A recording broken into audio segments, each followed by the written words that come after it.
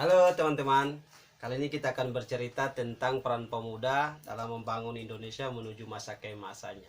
Nah, kalau kita membahas pemuda, saya teringat akan satu hal yang disampaikan oleh Bung Karno. Begini, penyampaian Bung Karno begini tentang pemuda itu. Kalau pemuda sudah berumur 21 sampai 22 tahun, sama sekali tidak berjuang, tidak bercita-cita, tak bergiat untuk tanah air dan bangsa, pemuda begini baiknya digunduli saja kepalanya. Itu kata Bung Karno itu sesuatu yang sangat mendalam. Nah, saya di mana-mana bilang bahwa kalau kita bicara soal pemuda itu, mari kita pelajari dari tokoh-tokoh kita, dari sejarah kita saja. Karena sejarah bangsa ini memang sejarah tentang kepemudaan. Bagaimana pemuda berperan penting untuk memerdekakan bangsa ini. Teman-teman mungkin punya idola dari para founding father kita itu tersendiri. Tentunya saya juga memiliki satu idola yang dimana-mana sering saya sampaikan itu, yaitu Bung Karno. Bung Karno itu baru umur 20 tahun, itu pintar cerdasnya minta ampun. Saya ini sudah umur berapa? 23 jalan 24. Tetapi belum mampu melakukan apapun untuk bangsa ini. Bung Karno di umur 20 tahun, beliau mampu menciptakan satu ideologi yang dinamakan Marhanisme.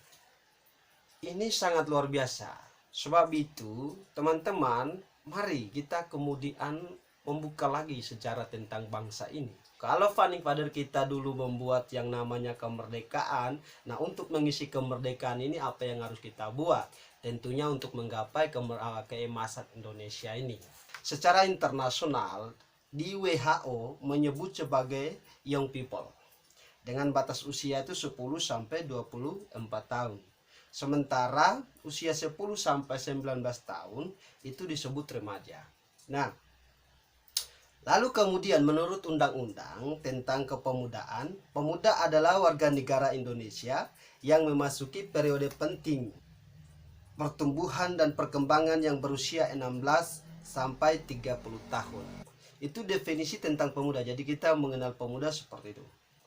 Oleh sebab itu teman-teman, apa yang kita butuhkan atau pemuda-pemuda ini butuhkan untuk kemudian membangun Indonesia menuju masa keemasannya. Kita tahu bersama bahwa kita dihadapkan dengan suatu era di mana kita menyebut era ini sebagai bonus demografi. Maka yang perlu kita persiapkan adalah potensi atau sasaran yang jelas. Sasaran yang jelas itu apa? Sasaran dalam pembangunan. Sasaran pembangunan ini harus benar-benar menjadi tujuan pemuda hari ini supaya apa? Dapat membangun Indonesia menuju masa keemasannya. Ini sangat penting. Bagaimana pemuda harus berperan sebagai agen of change?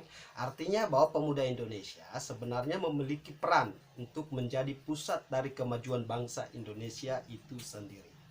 Lalu bagaimana peran pemuda sebagai agen of development?